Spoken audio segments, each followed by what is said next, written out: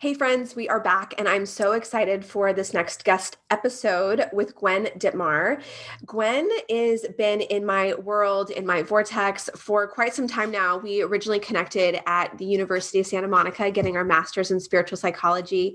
She had gone a few years earlier than I had, but she was actually one of the first people that I ever met when I went to the school at an informational evening and just instantly connected. And we've just kind of gone in and out over the years, but it's been almost 10 years of knowing each other, being in similar communities, shifting out of corporate worlds and being in more of the women's entrepreneurial community in Los Angeles.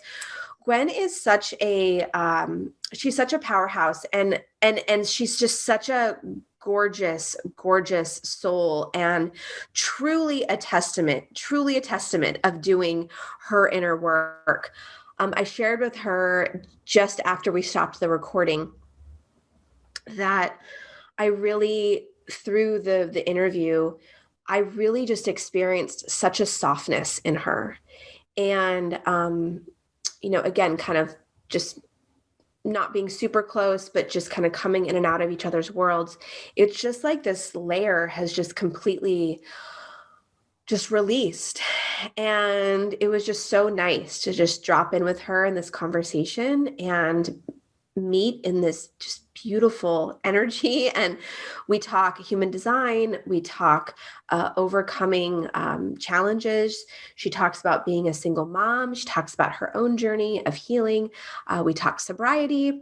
We talk manifestation. So she's just really real. She's keeping it real.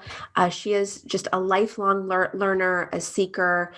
She holds moon circles and breathwork sessions, and she does quite a bit of one-on-one coaching. And I wanted you guys to come on and be introduced to her because, this is not something, I don't offer any one-on-one coaching at this point. And so just having access to someone like Gwen to hold space and to do deep spiritual inner work is such a gift, just to know that these people are available. Enjoy this conversation, and I know that you are going to get so much out of it. Hi friends, it's Heidi Stevens here. Welcome to Drop Into the Vortex, where conversations about up-leveling your frequency, reaching your next level, feeling alive, and manifesting with more ease are happening.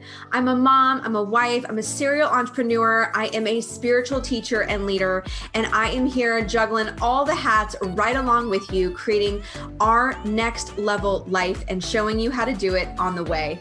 Welcome, let's go. Gwen, I'm so excited for you to be on this podcast, and I'm just really excited to drop in here with you. How are you today? I'm doing well. I've had a day so far, but I would say this is like, these moments are the moments I'm super grateful for the tools that I have, because I do feel like it's like we have a choice, right? We have a choice on like which road you want to take, regardless of the type of day you're having, whether you're having a aligned day or you're having an unaligned day. There's a way that we can hold it and that we can hold ourselves and choose. We both know so well. So well. I actually could just go right in there with that, but I first just want to let people know who you are. And you guys, I wanted to bring Gwen on the podcast because she is so just spiritually dropped in, and her work is from what I know, similar, but she does things in a very different way and very, I think, complementary to kind of the work that I do in the world. And Gwen, I want you to introduce yourself, but she's just so much with spirituality and soulfulness and breath work and human design and moon circles and just so many beautiful ways to serve. So just share with everyone a little bit about who you are and how you're giving of your beautiful gifts in the world. Well, I would definitely say I'm a mom. I'm a single parent. I'm also a co-parent. I am an entrepreneur. I'm a healer. I'm a coach. I'm a guide.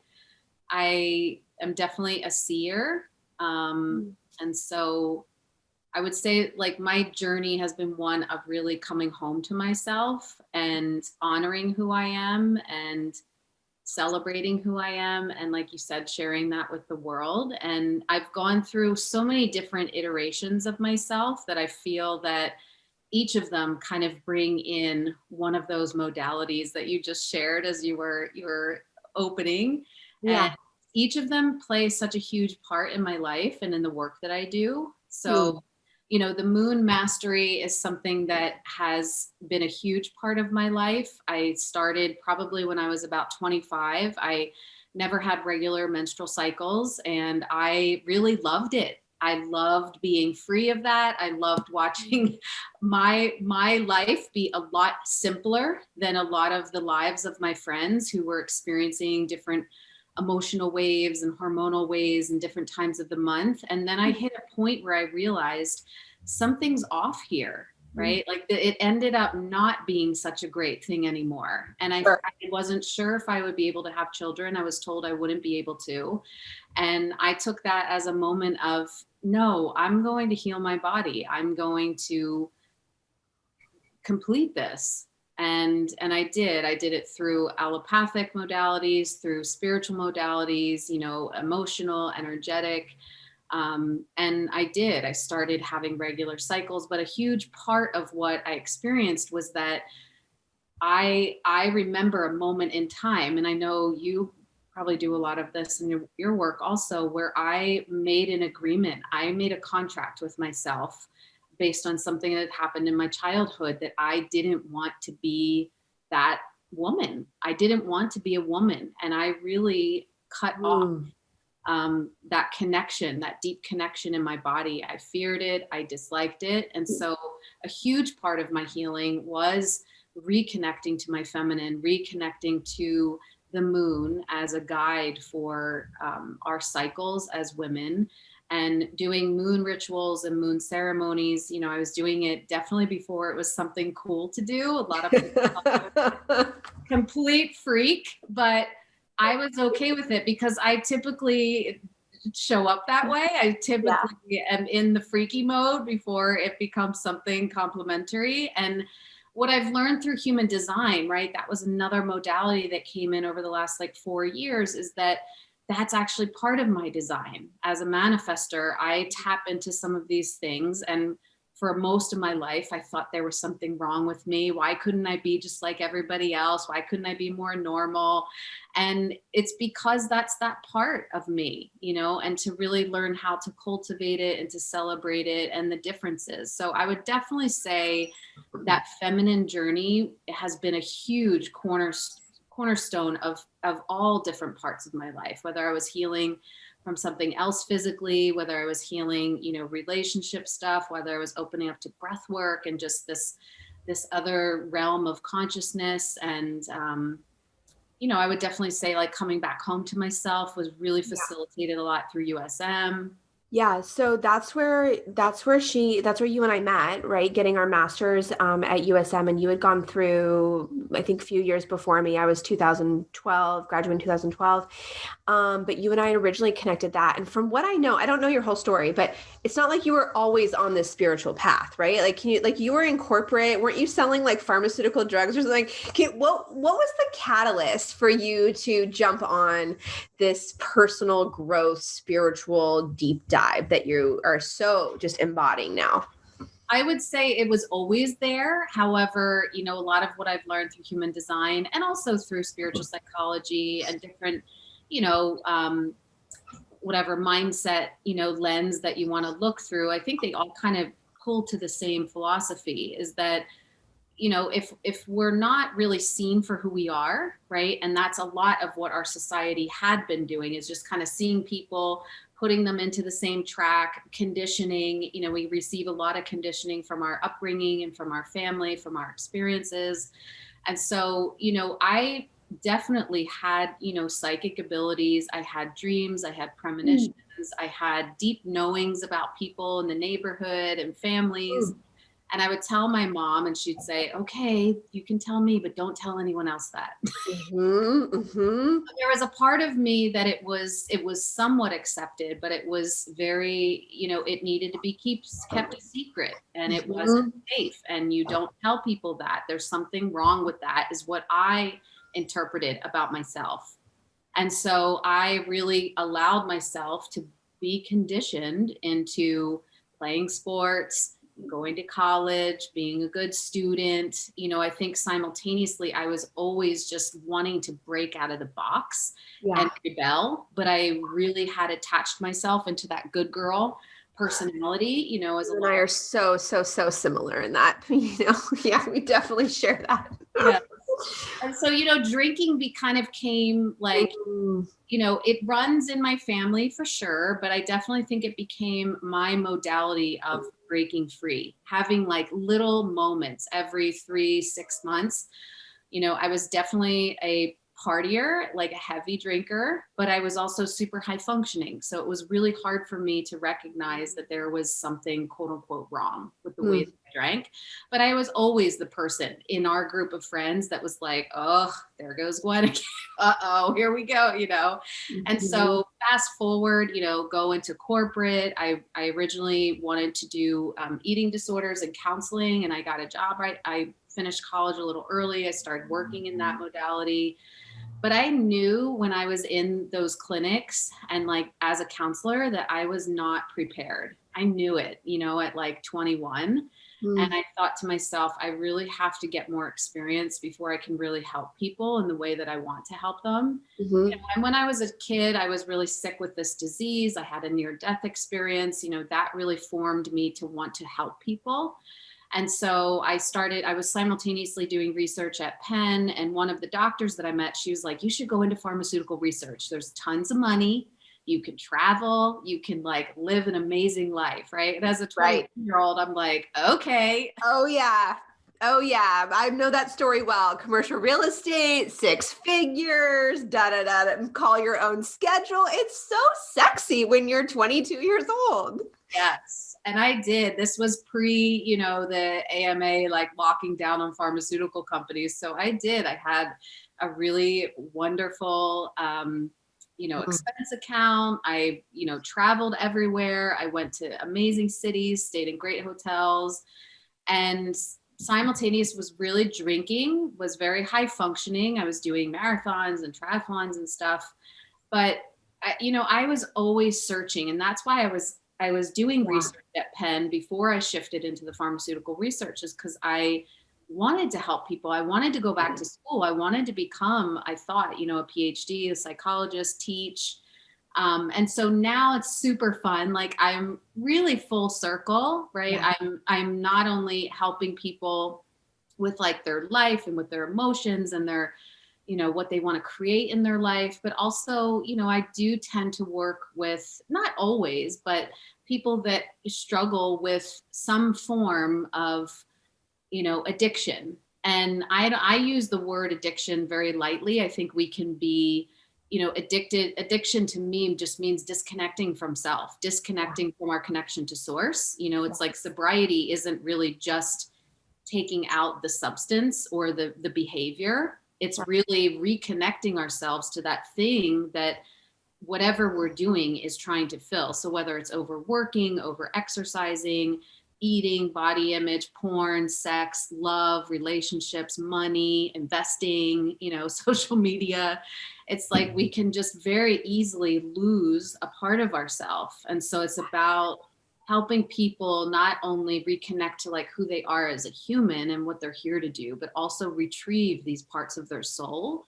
so that they can live and experience life and work from a completely different place. So, USM, when I moved to LA, I did what people call in sobriety a geographic, like I moved 3,000 miles away, How long I'm just curious, how long have you been sober? 16 and a half years. Okay.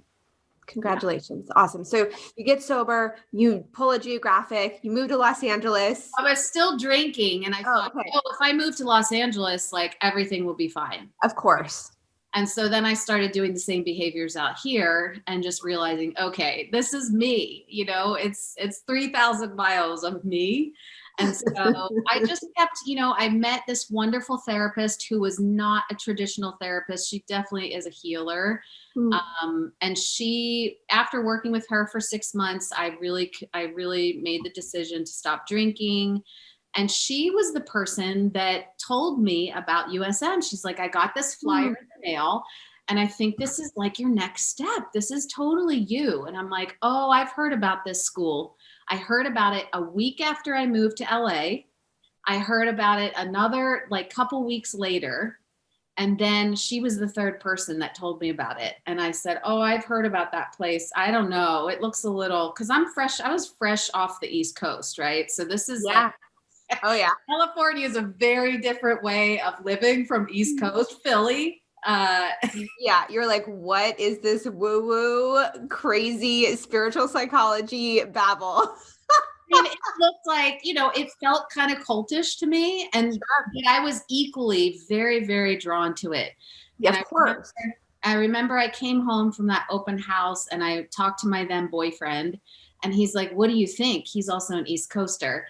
And I'm like, I think if I go to this school, we're not going to stay together. And my life is it's going to take a complete, change, a whole, that's so brave and self-aware, and to know that, and then to still choose to go. Right. And, kudos to him too. We're still friends. And he's like, well, then you have to do it.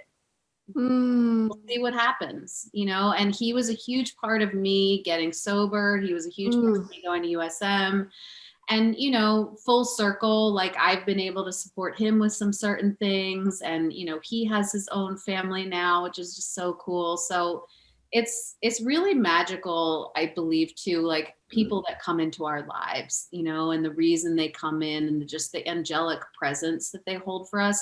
And sometimes there are people that come in that are not so angelic, but they hold an equally powerful, profound shift in our lives for us.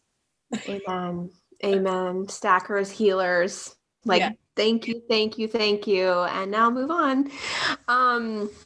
Gwen, what I loved about what you just said, I mean, you just shared so much that we could really unpack. And I love your persistence and your, what's the word I'm looking for? Your agent calls it grit. He calls it. Yeah, it is grit. It is grit. But what I'm hearing most is your commitment to self and honoring your own path. And just watching from afar, again, you and I aren't so close, but we're friendly on social media, et cetera. It's like, you know that you've been forthcoming, that you recently went through a divorce. And it's like, you are committed to yourself and your journey. And that does not always equal life looking perfect or easy or graceful or all these things. And you do have so much grit. And I just what do you tell the woman that's for you to tell your partner, I think if I go on this path and journey, I think we're going to break up. And I see so many women really struggle to go for it, to be true to themselves, because somewhere inside, whether they're admitting it or not, they know that their outward experience and relationships are going to change, whether it's with their partner or their mom or their kid or their job. It's so scary. It's so scary. Why do it? My philosophy is, I definitely think from the near-death experience, that it's like you're going to repeat it. So do you want to heal and clear, and open and learn what your soul incarnated this lifetime, or do you want to repeat it? And some people, they choose to repeat it. It's just not part of their path, and there's nothing wrong with that either. Mm-hmm. But for me, I know that when I came back, I was given a gift. I was given a gift to use everything, in this life to heal, to clarify, to, love, and first and foremost myself. Because if I can't do that with myself, and it's like there were a lot of little insights of wisdom that came from that experience, but another one was like, um uh that our and it's like a cliche, but it feels so different, is that this is really how our soul learns, is through these experiences. Yeah. Like the soul in that other realm is so, I mean, it's beyond anything, any human comprehension. And it's like, it's very dense down here, but it's Yeah. also beautiful. There's so many experiences. And I feel that the more that people start to, right, with a lot of the work that you do, to become aware of, to tap into that multidimensional experience of who they are, they get to Yeah. have experiences of that. Um, Yeah. and also, too, Yeah. I feel like, one of the other big messages that came in was that, like, we are here to help each other.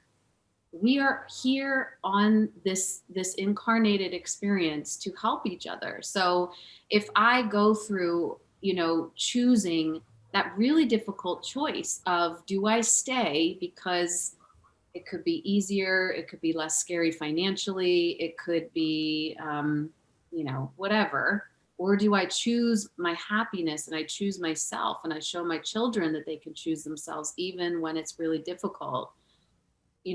Then I get to share that experience with another woman who's struggling. To me, that is what makes it worthwhile, to choose in those moments that from this experience, I'm going to be able to help another person Yeah. who's struggling. Yeah. And the way that I often say it is, which you just touched on, it's like when you tap into that moment of true freedom, call it bliss, ecstasy, true acceptance, love, that is available completely separate of what your current outer environment looks like, which you and I may or may not use similar words, but like you just said, like that expansiveness, that, call it the fifth dimension, it doesn't matter. It's when your heart is totally aligned with source and there is just this true freedom. You will go and look for that and seek that for the rest of your life.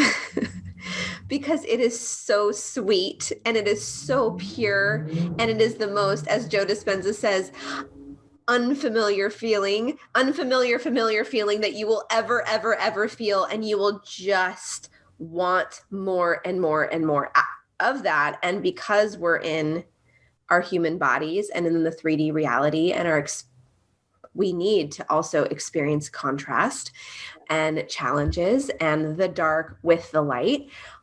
We don't stay in that all the time, and we're not supposed to stay in that all the time. And so it's this consistent journey of like coming back to who we truly are. Yeah, and it's like you said, contrast. I mean, I've definitely been in some really dark moments, and I feel like that is what helps me be, able to sit with other people, is because I understand what that feels like, and I also understand what it feels like to choose, to choose, right, that space between stimulus and response. It's like, what am I going to choose in this moment? Am I going to choose to be unhappy because I'm scared that I made, right? I mean, I think you know this, right? I have a child with another man, right? So one of my big things about getting divorced was like, oh my God, what are people going to think? Like, I have like a second father now, and like I'm not going to stay in that. Oh, I didn't get it right. I didn't do it right. I did something wrong, and that was what allowed me to see, like, that's the issue. What I'm saying right there is the issue. It has nothing to do with any of the externals, right? And to go into that place that feels really uncomfortable, but that's where that contrast is if I can sit there long enough, there is a contrast, there is a coming back, there is a new birth. Yeah, we both know how you relate to the issue is the issue. And that is such a beautiful example of, oh, wait, I'm catching myself being more concerned about what everyone else is going to think instead of my truth. Gwen, I love to. My truth was like, this is not like I've experienced, like high frequency living. Yeah. This doesn't feel like this doesn't feel like that frequency. Like you said, once you know that freedom, yeah, you know that what that feels like embodied. It's like, oh, wait a second, this isn't that same energy. And what do I choose here? Mm-hmm. Mm-hmm. Mm-hmm.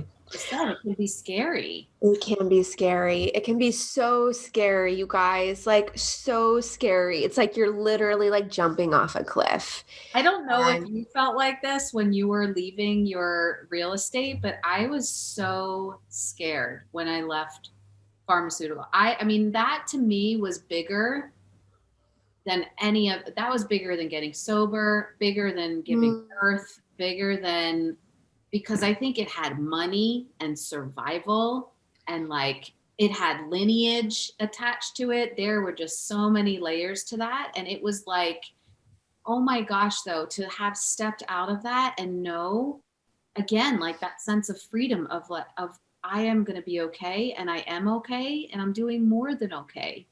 And I was able to leave something that just felt soul sucking. Yeah, it's incredible. It's incredible. I think mine was in so many stages over such a period of time. And at the point that I had made the final decision to leave, it wasn't like jumping off the cliff. Kenny and I were together. He was running the business. There was a sense of some level of security and safety in like what him and I had going. So it was more like, it is just time to be, it was just like so, I mean, I left over a like 5 to 7 year period. I was like in and out, in and out, and in and out, which was also just really, I remember going through USM and like calling some of my girlfriends at USM and just literally feeling like I was being tortured, like being tortured by this like back and forth and back and forth. So by the time that it was done, it was just so crystal clear. But Gwen, before we wrap up, I want to just ask you a little bit about manifesting, because so much of the work that you do is, it seems like from my perspective, just so deep and raw and real and a lot of shadow work, if you will. We don't have to call it that, but real unlocking the past. And, manifesting gets such a sexy rap, and you and I both know that so much of manifesting is going into all of that, and it's also future 5D visualizing, embodying your future self. How do you kind of balance and work with I'm just curious, like what your take is on the quote unquote manifesting process and kind of the ebb and flow of those parts of it. It's a good question. And I do agree that it gets this like very sexy vibe. And I feel like as I've learned that, to me, it's like at one point I'm like, what is this? I'm going to crack this code, right? Of like manifesting. What makes certain things happen and what makes other things not happen? And like when I looked at like all these different books, I remember I was just in a very big book reading phase, just voraciously reading books. And I remember I would like underline, and it was in a lot of different texts, like Deepak Chopra, Wayne Dyer. I mean, these are kind of like more of like the grandfathers of the whole movement, but they, in each of the books, it kind of said the same thing. and this is a lot of what I tell clients, it's like, to me, manifestation happens. It's like actualization happens in the moment when you're so crystal clear on what it is that you deeply desire, and you're completely willing for it never to happen. And that to me describes that like back and forth thing. And I think that back and forth thing is a very human experience. It needs to kind of happen that way. And what I find is, this is definitely like what I saw in like addiction research when I did addiction research, and definitely sober coaching and my own experience, is like, people do that, right? They go back and forth of like, I am, no, I'm not. Yes, I am. No, I'm not. And I think that is almost part of it's like the accordion, right? Before it finally finds itself in that middle place. And I think when people are completely surrendered on their knees to this thing never happening, right? That's what happened when I got pregnant. Like, I had gone to like adoption, all the things, whatever.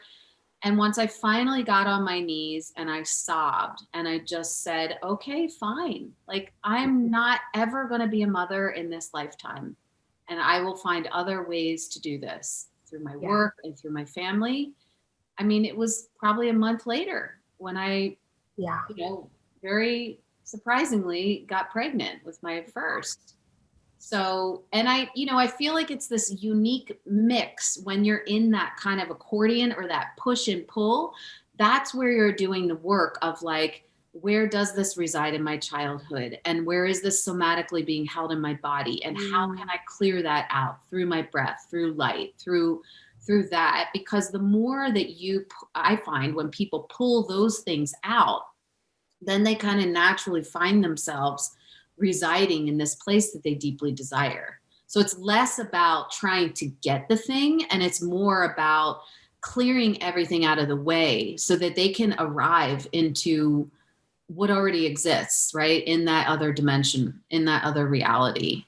Yeah. But to me, it's like equal parts, like releasing the past, whether you do that through breath work or processing or somatic or trauma therapy or EFT or NLP, like whatever. pick your, poison, whatever, it all works. Right. And, I will say this to give something for those that are listening, in their human design, if you look at your human design, because human design has become super fascinating to me over the last 4 years. And at first I was super skeptical of like, oh, here's another one of those things that like people get obsessed with and they get attached to, and like, oh, I can't do this because I'm this type of person. And to me, it's just more of like, how can you decondition so that you can use that same philosophy of like, let me decondition all these things that I thought I was, so that I really arrive and arise into the natural energy that's just coursing through me, through my energetic field, through my vibration, through my body, through the way I do things. And when people look at their design, there's 4 arrows in the top of their design. You can get a free design. You can put in your state, your time, your place. And the arrow, if you're looking at the design, the one that is in the bottom right-hand arrow, if that is pointing to the right, you are more of what's called a non-specific manifester. Okay. Meaning you do better if you just stay in some of the generalities of what you want and really let the universe surprise you with something even better. So like that would be somebody that says, I want a really elegant, nice coat that like when I put it on, I feel like the shit, right? And then they just kind of leave it at that. And then some comes that they may find the secondhand Chanel, whatever.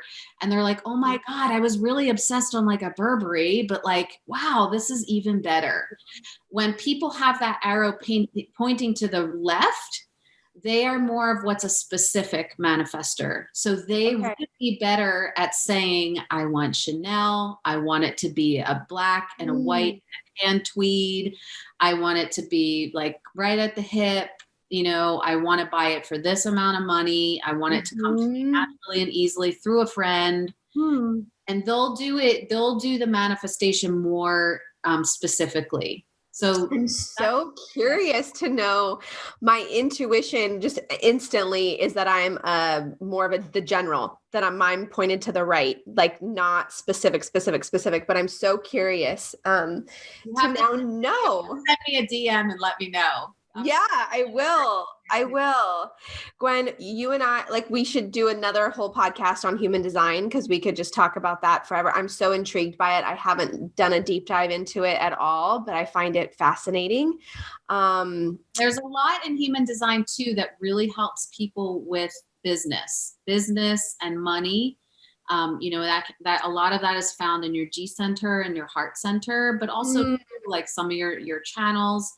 And I do a group that's like just specific for business and for money, and using your human design, because everybody has a different way, also based on like what your type is and what your profile is, what's really going to be an ideal way that feels natural for you to share about your business, to call people into your business, to initiate or to respond. So it can be very empowering, I think, for a lot of people, because I don't know about you, but I notice I see a lot of women are like, all the traditional stuff doesn't work for me. Mm-hmm. And it might be because that's part of my design. So I may attract women that are like, I tried all the like, online this and this and this and all the things that everybody says are supposed to work, and it totally doesn't work for me. And I'm like, oh, it's probably related to your design. So it's fun. It's just been it's been more of like a curiosity and like a playful, so fun. So good. Gwen, thank you so much for your time today and for coming on. Where can everyone connect with you, learn more about your breathwork sessions and moon circles and coaching and groups and everything you do? Yeah, so I would say probably my Instagram, Gwen Dittmar, or my website, just gwendittmar.com. And I have a moon mastery that's going to be launching. So, and I did send in the notes a code if your listeners want to use that code. Thank you so much for that. Okay, we'll be sure to include that here. Yes. And I also have moon circles twice a month. So that's part of the moon mastery also. Incredible. Thank you so much. Have such a good day. Thank you.